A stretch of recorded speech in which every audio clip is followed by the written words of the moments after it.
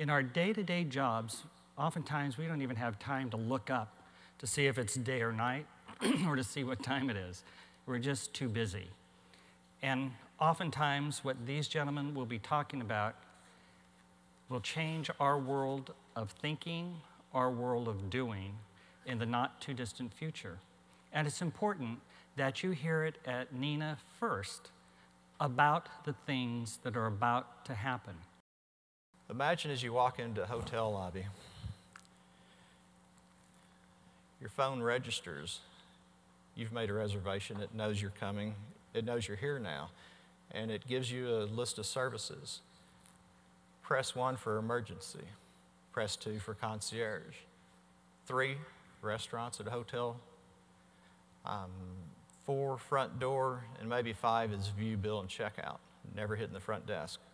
Here we tied together a P25 network to the IMS server. We will be able to connect the P25 networks, the legacy PMR networks, directly into the operator's cellular networks. And by that, connecting the P25, the legacy PMR networks with the cellular networks. So that will change the way that we are working with all those different communication technologies. It simplifies our daily work, I believe. That enhanced by the surroundings is something that I would like you to, if nothing else you take away from what I have to talk, is to think about the phone that is communicating to you, providing information about what's going on. The car information is just the start.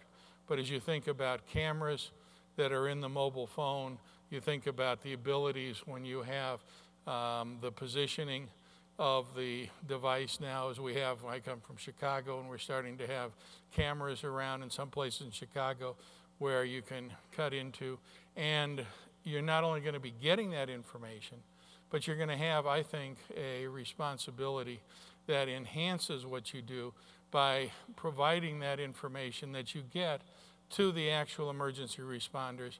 And maybe in some cases, such as the video feeds or other things, you might be staying on the phone in the connection, providing that for the time that the responders are taking to get to the situation. As far as we're concerned about migrating to the future, I mean, obviously what you see now these days, and I could probably poll 100 people in this room and get 100 different answers for what is the definition still of next generation 911. But still, in the end, you should not have to worry about that transition. We should be in a position to provide you systems that offer a clean migration path to the future, that offer you the ability to ultimately integrate phone and radio for segments of the market where that makes sense. It's incumbent upon us to make sense of the data components that you see here and have been described earlier about the panelists, and what's coming down through the network. It's our job ultimately to filter that information and present to you really what is necessary to provide emergency services. Well, now I'd like to talk to you about some new technology that we're excited to demonstrate to you today. We believe this effort will have significant implications for over 31 million speech and hearing impaired citizens in this country who now communicate with 911 using a relay center or specialized communication device. It's been our privilege to work with a number of partners who all share our belief that these Americans and Canadians deserve unfettered access directly to 911 using broadly accepted communication devices. This actually works on any phone in this test environment. This is a live environment for Blackhawk on iWireless. This will work with any phone that uses SMS messaging. So tell me, Richard, what do you think? I love it.